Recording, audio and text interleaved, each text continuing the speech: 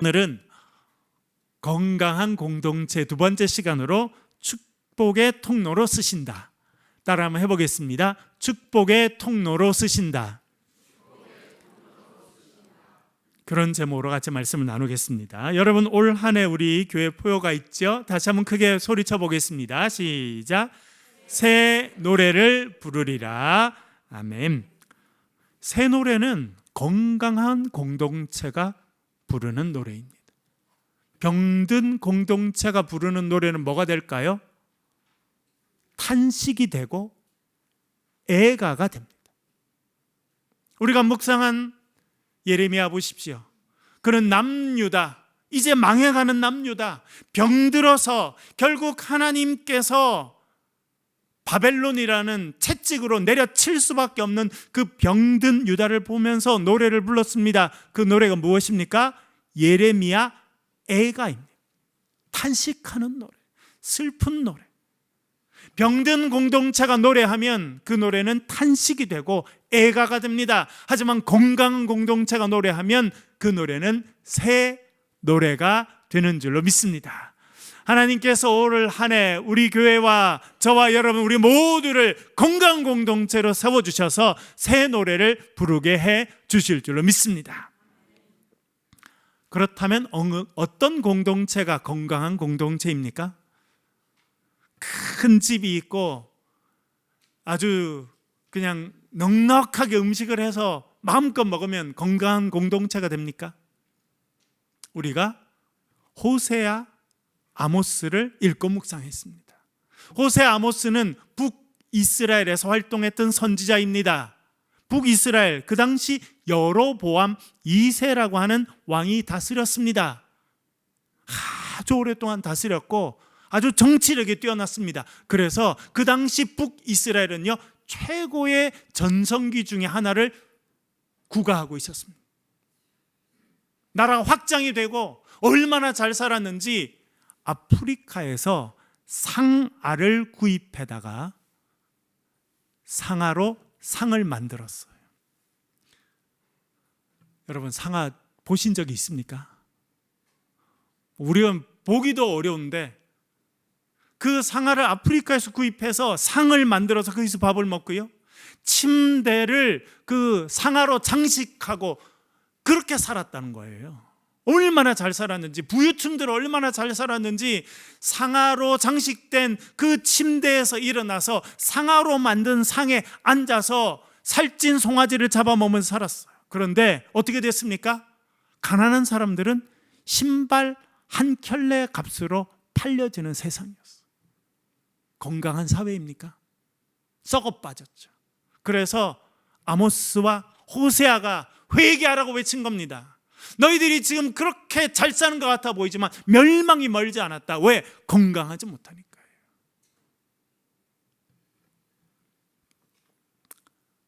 그 사회는 부가 일정한 사람에게만 몰려 있었습니다. 가난한 사람들은 신발 한 켤레 값에 팔려가는 세상이었지만 그 부는 일부 사람들에게서는 상아로 상을 만들어서 밥을 먹는 그렇게 고인물처럼 됐다는 것입니다. 여러분, 고인물은 어떻게 됩니까? 반드시 썩게 됩니다. 건강한 공동체의 특징이 있습니다. 그것은 공급을 받고요, 그것을 흘려주는 공동체가 건강한 공동체예요. 고인물처럼 살아가는 공동체는요, 부패하게 돼 있고 반드시 썩게 돼 있습니다. 참 신기한 것은 뭐냐면 이스라엘에 가보면 그것을 온몸으로 느낄 수 있습니다. 그림 하나 보여드릴게요. 여러분, 이스라엘 지도인데 이스라엘에 가면 바다가 두 개 있습니다. 저 위에 보면 갈릴리 바다, 갈릴리 호수가 있죠. 그리고 가운데 요단강이 쭉 있습니다. 밑에 보면 무슨 바다가 있습니까? 사해가 있습니다. 예, 대단히 상징적입니다. 그림 내려주시고요. 북쪽에 있는 갈릴리는요, 그 더 북쪽에 가면 헐몬산이라고 하는 아주 높은 산이 있습니다. 오늘 아침에 제가 깜짝 놀랐어요. 저희 집 앞에 산에 하얗게 눈이 왔더라고요. 제가 지금 영경로 산 지가 4년인데 바로 앞에 산에 지금 하얗게 눈이 쌓인 건 처음. 제가 할렐루야 했어요. 너무 예쁘더라고요. 야, 이렇게 예쁘네. 헐몬산이 그처럼 위에 눈이 덮여 있는 그런 산이에요. 거기서 눈이 녹아서 그 맑은 물이 어디로 흘러오냐면 갈릴리 호수로 흘러 들어옵니다. 그래서 갈릴리 호수는 가면요, 나무들이 쫙 서 있고 물고기들이 얼마나 많은지, 그 중에 넓적한 물고기가 잡히는데 그 물고기 이름이 뭔지 아세요? 베드로 고기. 누가 베드로 고기를 드셔보셨어요? 네. 그래서 사람들이 베드로가 잡았다 그래서 지금도 피터 피쉬, 베드로 고기라고 부르거든요. 그걸 사람들이 이렇게 잡아서 이제 구워서 먹고, 지금도 관광객들이 그걸 먹고 그럽니다. 그렇게 갈릴리는요, 생명으로 가득 차 있어요. 그런데 그 갈릴리의 물이 요단강을 통해서 아래로 쭉 내려옵니다. 내려오면 또 다른 바다가 있는데 이름이 뭐라는 겁니까? 사해. 뜻이 뭘까요? 죽은 바다라는 거예요. 왜 죽었을까요? 어떤 생명체도 거기에 살 수 없습니다. 염분 농도가 바다보다 7배, 8배가 높습니다. 하나 좋은 건 있어요. 수영 못하는 사람도 들어가면 둥둥 뜹니다. 그러니까 누워서 그냥 이렇게 신문을, 바다 위에 누워가지고 신문을 볼 수 있을 정도예요. 몸이 다 떠요. 염분 농도가 너무 높아가지고. 저도 거기 가서 수영 한번 해봤는데요, 물을 마셨거든요. 어땠을까요? 습디다. 짠 게 아니라, 바닷물은 짜잖아요. 여기는 쓰다는 거예요. 그래서 왜 마라, 쓰다는 말이 나왔는지 저는 온몸으로 느껴본 적이 있었습니다. 그 갈릴리 호수는요, 생명으로 가득 차 있습니다. 물풀이 나고 나무가 나고 그 안에 물고기들이 바글바글한데, 거기서 흘러내려온 물을 받은 사해는요, 들어가면 아무것도 없습니다. 생명체는 아무것도 없습니다. 왜요? 흘려보내주지 않았어. 여기는 해수면, 바다를 기준으로 400m 내려와 있습니다. 그래서 여기 물은 더 이상 빠져나갈 데가 없습니다. 그래서 오로지 증발만 합니다. 그래서 염분 농도가 그렇게 높아졌게 되었고, 그로 인해서 어떤 생명체도 바다 안에 살지 못하는 죽은 바다가 된 것입니다. 여러분, 얼마나 상징적인지 모릅니다. 저는 이스라엘에 갔을 때도 그걸 많이 느꼈지만, 제가 이 지도를 볼 때마다 이것이 우리에게 주시는 메시지다, 메시지. 갈릴리 바다는요, 생명으로 넘쳐납니다. 왜냐하면 위에서부터 물을 받죠. 그리고 물을 흘려 보내줍니다. 고여있지 않아요. 계속 물이 들어오고 그 물이 생명체를 살리고, 생명체를 살린 물이 또 내려갑니다. 그러나 사해는요, 죽은 바다가 됐어요. 왜 그래요? 받기만 합니다. 그래서 고여 있습니다. 여러분, 건강한 공동체는 하나님으로부터 은혜를 받는 거예요. 위로부터 축복의 비를 받고 그것을 흘려주는 공동체가 건강한 공동체다. 우리에게 그렇게 알려주고 있는 것입니다. 사랑하는 여러분들, 우리 교회가 건강한 교회로 더욱더 성장하기를 주의 이름으로 간절히 축원합니다. 건강한 교회가 되기 위해서는요, 축복의 통로가 되는 거예요. 다시 말씀드리면, 건강한 공동체가 되면 뭘로 쓰임받는다고요? 축복의 통로로 쓰임받는다는 겁니다. 여러분, 우리나라에도 교회가 참 많이 있습니다. 저도 미국 땅에 갔는데 이민사회에도 한인 교회들이 엄청 많아요. 그런데 참 안타깝게도 어떤 교회는요, 건강해요. 그러나 어떤 교회는 건강하지 못합니다. 하나님께서 은혜를 주셔서 큰 건물도 짓고 사람들도 많아요. 그런데 어떤 데는 가면요, 불평과 불만과 원망이 끊임없습니다. 왜 그래요? 건강하지 못하다는 거예요. 그래서 건강하지 않기 때문에 탄식이 나올 수밖에 없습니다. 입을 벌리면 탄식이 나오고 한숨이 나오고 원망이 나오는 겁니다. 그러나 건강한 공동체 사람들은요, 기쁨이 흘러나오고 감사가 나오고, 다음번 우리가 어떤 일을 할까 꿈과 비전들이 흘러나오는 거예요. 하나님께서 모든 교회를 쓰시는 건 아니다, 그런 생각들을 하게 됩니다. 어떤 교회를 쓰십니까? 건강한 교회를 쓰십니다. 건강한 교회의 모습은 어떤 교회라는 것입니까? 받고 흘려주는 거예요. 축복의 통로로 쓰임받는 교회는, 그 교회는요, 건강하다는 증거가 되는 것입니다. 참 감사하게도 우리 교회가 건강한 교회로 축복의 통로로 쓰임받고 있습니다. 작년에 제가 에티오피아에 갔었었죠. 정말 안타까운 모습으로 그 게네푸시아 교회를 보고 와서 여러분들께 말씀을 드렸는데, 많은 분들이 헌금으로 동참해 주시고 기도해 주시고 해서 그 교회가 지금 세워졌지 않습니까? 새로운 건물이 세워지고 교회가 얼마나 활성화됐는지 몰라요. 너무나 감사한 일입니다. 여러분, 우리가 대한민국 땅에 있는데 하나님께서 우리를 통해서 에티오피아에 있는 한 교회가 살아나고 새롭게 되는 일에 하나님이 사용하신 거예요. 우리가 축복의 통로로 쓰임받는 사람들인 줄로 믿습니다. 오늘 본문에도 보면요, 축복의 통로로 쓰임받는 사람이 나옵니다. 여러분 잘 묵상하셨죠? 2장에 보면 한 동네 중풍병자가 나옵니다. 중풍이라는 말 들어보셨죠, 여러분? 좀 전문적인 의학 용어로는 뭐라고 말합니까? 뇌졸중. 네. 이름이 어렵습니다. 뇌졸중. 네. 이 뇌로 가는 혈관이 막히거나 터져서 생기는 병입니다. 막히면 뇌경색이 되고 터지면 뇌출혈이 됩니다. 그러나 증세는 이걸 다 합쳐서 뇌졸중이라고 우리는 그걸 중풍이라고 전통적으로 불러왔습니다. 아주 심각한 병이고, 여러분 우리나라에 있는 사람들이 겪는 가장 심각한 병이 이 뇌졸중입니다. 혈관 관련된 질병이라는 거예요. 이것은 아주 심각한 후유증을 남기게 되는데, 많은 경우는 몸의 일부가 마비가 돼서 움직이지 못하는 그런 결과를 낳게 됩니다. 어느 동네에 그렇게 쓰러진 사람이 있었습니다. 그런데 그 사람에게 참 다행한 일이 있었어요. 여러분 보세요. 삶에 힘든 일이 있지만 꼭 뭐가 같이 와요? 좋은 일이 또 있어요. 우리 인생은 동전의 양면과 같습니다.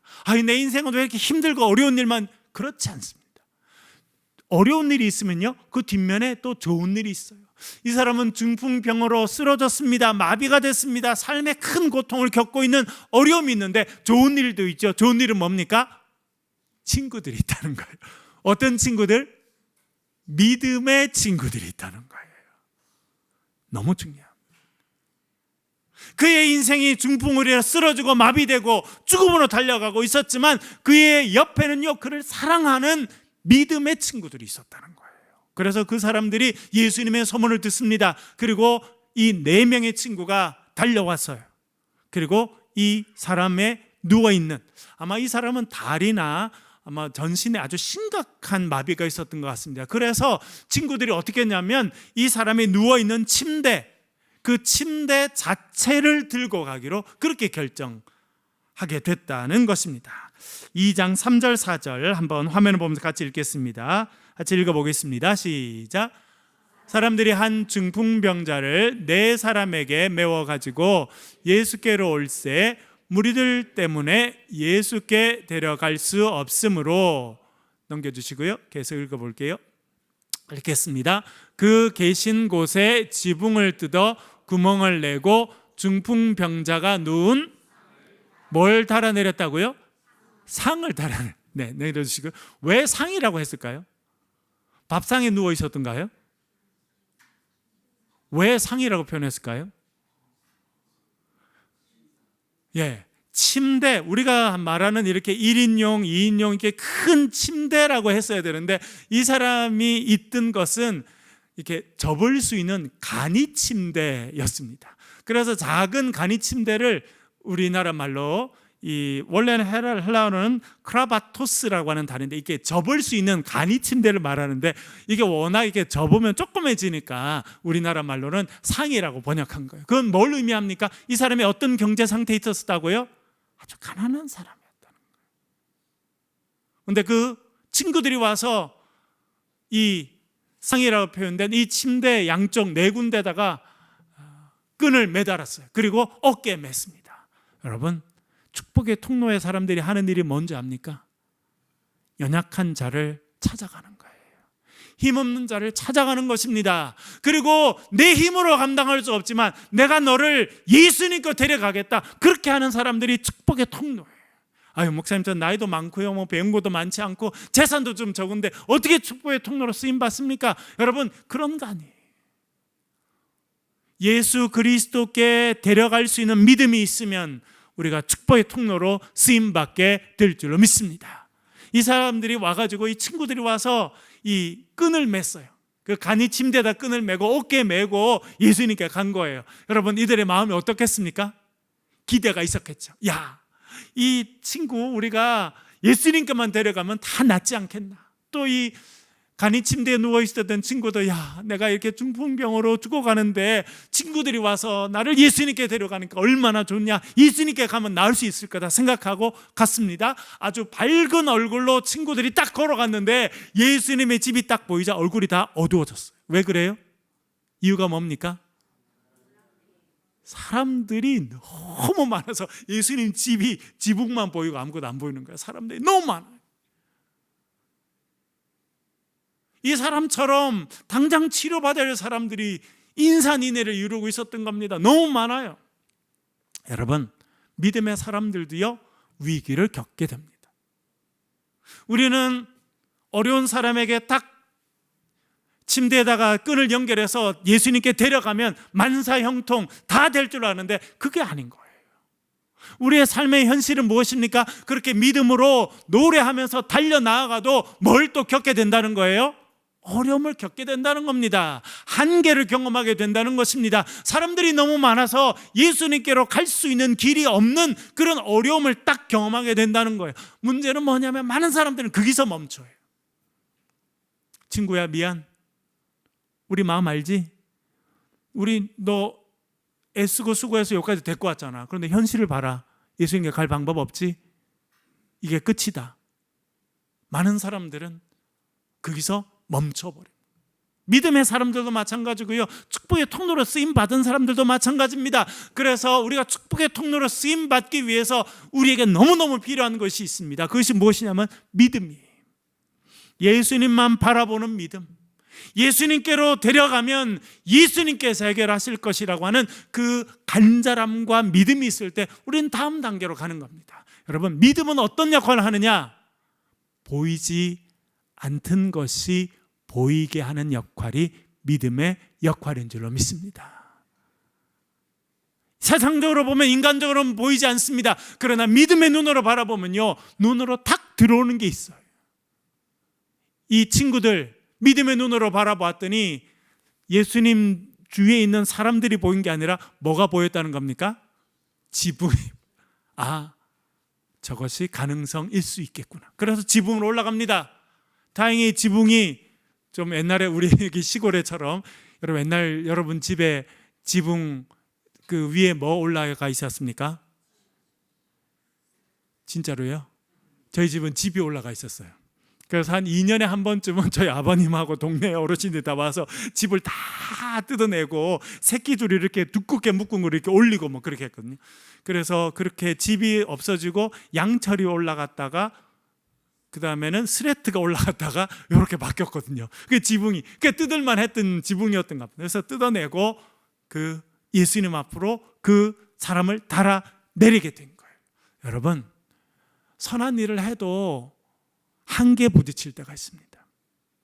아, 이까지가 단가, 이까지가 끝인가 생각할 때가 있어요, 여러분. 그러나 여러분, 그 다음 단계가 있다고 하는 걸 기억하시고 믿음의 눈으로 바라보실 수 있기를 바랍니다.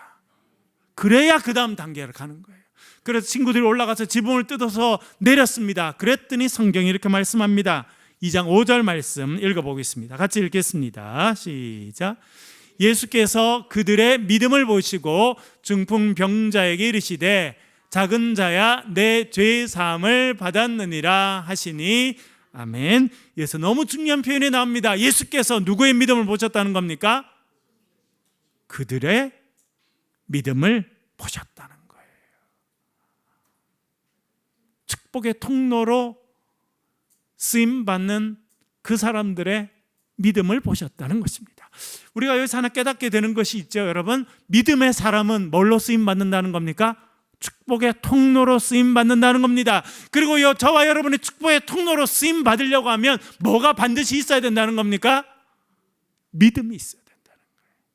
하나님이 나를 통해서 역사하신다는 것, 하나님 부족한 우리를 통해서 하나님의 구원의 사역을 이루신다고 하는 그 믿음을 가지실 수 있기를 주의 이름으로 간절히 축원합니다. 하나님께서 우리 교회를 그렇게 사용하시는 거예요. 이번에도 말씀드린 것처럼 제가 사실 우리가 4월 말에 그 게네푸시아 교회 가서 헌당식을 하기로 다 정해 놓은 다음에 제가 전화 한 통을 받았습니다. 이렇게 수련을 하니까 와서 강사로 섬겨주면 좋겠다 받았습니다. 저는 잠시는 좀 주저했습니다. 내가 뭐 선교사도 아닌데 내가 에티오피아 1년에 2번씩이나 갈 그게 있나 이렇게 생각했는데, 한편으로 또 생각하니까 이게 하나님의 부르심이구나. 제가 지난번에 그 조재준 집사님, 이미선 집사님 그 연말에 그 핸델의 메시아 공연 갔었잖아요. 우리 교회원들 많이 가셨었는데 너무 은혜 받고 좋았어요. 그래서 그 다음부터는 제 아내하고 차만 타면 뭘 트냐면 메시아, 그 핸델의 메시아를 착 이렇게 듣거든요. 오늘 아침에도 들었습니다. 하여튼 뭐 교회 올 때뿐만 아니라 어디 멀리 갈 때도 제 아내가 같이 타면 늘 그걸 듣거든요. 그런데 앞에 아주 아름다운 서곡이 나와요. 첫 곡이 나오고 두 번째 곡은 아리아입니다. 남성 아리아. 내용이 뭔지 아세요, 여러분? Comfort thee, 내 백성을 위로하라. 그러니까 제가 차를 탈 때마다 그걸 듣는 거예요. 그래서 들으면서 이게 하나님 명령이구나. 내 백성을 위로하라. 그랬는데 하나님께서 이번에 또 위로하라는 거예요. 선교사님들, 여러분 선교제 가보면 선교사님들이 얼마나 힘들고 애쓰는지 몰라요. 특별히 여러분 지난번 이은영 선교사님 그 이야기 들으셨죠? 물이 안 나와가지고 물을 이렇게 비가 오면 그걸 이렇게 받아서 쓰는데 한 번은 물을 떠서 먹다 보니까 밑에 도마뱀도 죽어 있고. 에티오피아는 1인당 국민소득이 1,000불입니다. 1,000불. 110만 원, 120만 원. 그러니까 거기 선교하시는 분들은 어떻겠어요? 그래서 하나님께서 우리를 위로의 도구로 불러주셨구나. 우리 교회 그렇게 큰 교회도 아니고 그렇게 예산이 많은 교회도 아니고 그렇게 사람들이 많은 그런 데도 아니지만 하나님께서 우리를 위로의 도구로 사용하시는구나. 얼마나 감사한 일입니까? 그렇게 우리가 이제 쓰임 받게 될 것입니다. 그리고 말씀드린 것처럼 수요일 날은 제가 참전 용사들을 뵈려고 합니다. 작년에도 사실 가서 제가 그 마을에 꼭 가고 싶었는데 제가 이제 지방에 있는 데서 거의 2주간 있었기 때문에 그분들 갈 기회가 없었는데 이번에 가게 됐어요. 그래서 다음 주 수요일 날 참전 용사들 한 6, 7분 그리고 그 자녀분들 한 10여 분 이렇게 해서 같이 만나기로 했습니다. 여러분 우리나라가 중풍병자 같은 때가 있었잖아요. 언제예요? 6.25 때. 큰 바람 앞에 등불 같았습니다, 여러분. 우리나라가요 다 공산화될 뻔했어요. 우리가 이 자리에 이렇게 있지 못할 수 있는 그런 환경이 될 뻔했어요. 그런데 그때 저 멀리, 여러분 지금도 비행기 타고 다이렉트를 가도 13시간이 걸립니다. 비행기로 13시간.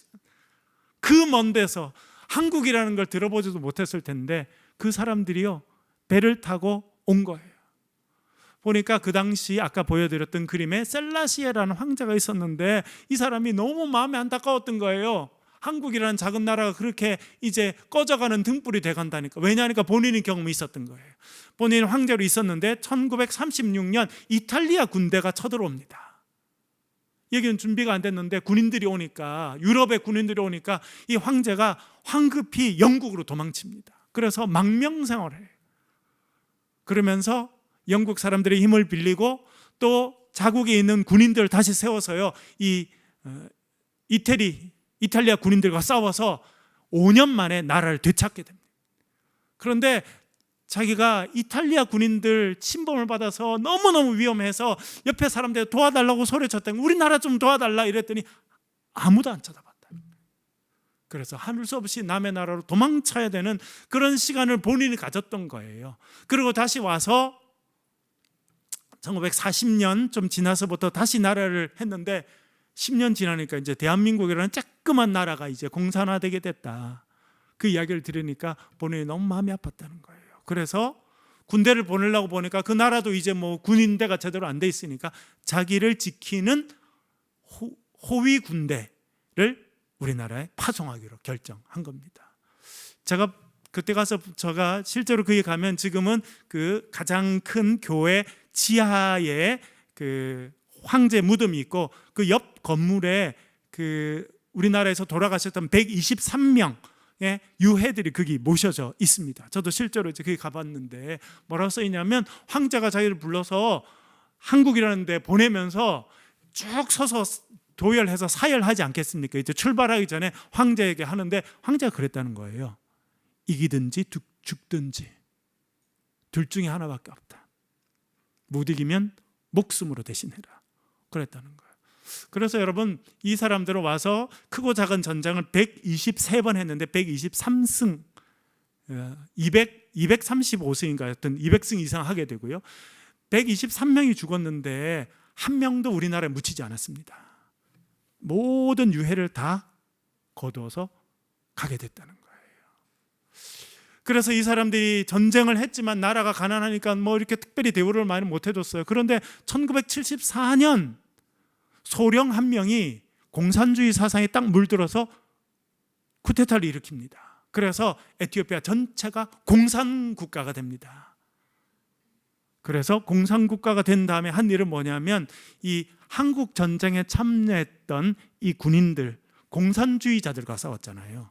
그래서 이 사람들을 적으로 만들어서 이 사람들을 대대적으로 박해를 하게 됩니다. 그래서 이 사람들이 한국 마을로 같이 모여 살다가 다 흩어지고 살기 위해서 흩어지고 또 그 마을은요 핍박을 받아서 지질이 가난한 그런 모습이었다는 겁니다. 그래서 1973년부터 91년까지 20년 가까이 탄압을 받고 지냈던 거예요. 그러니까 남의 나라에 그것도 나라의 명령을 받아서 한국이라고 하는 그 먼 곳에 가서 엄청난 추위와 전쟁에 싸웠던 사람들이 또 20년 가까이 핍박을 받았다는 거예요. 그분들의 자손들도 여전히 어렵습니다. 그래서 이번에 제가 우리 교인들과 함께 우리 교인들의 마음을 모아서 그분들을 위로하려고 하는 거예요. 감사하다는 말을 전하고 그 자녀들에게 힘을 내라고 당신들이 이렇게 헌신해줘서 우리나라가 이렇게 든든히 서게 됐고 기독교가 융성한 나라가 됐고 힘 있는 나라가 됐다. 너무 감사하다. 그런 마음도 전해주려고 하는 것입니다. 여러분 하나님께서 축복의 통로로 쓰시는 교회가 건강한 교회입니다. 우리 교회 더 건강한 교회가 되어서 축복의 통로로 쓰임받는 저와 여러분 되시길 주의 이름으로 간절히 축원합니다.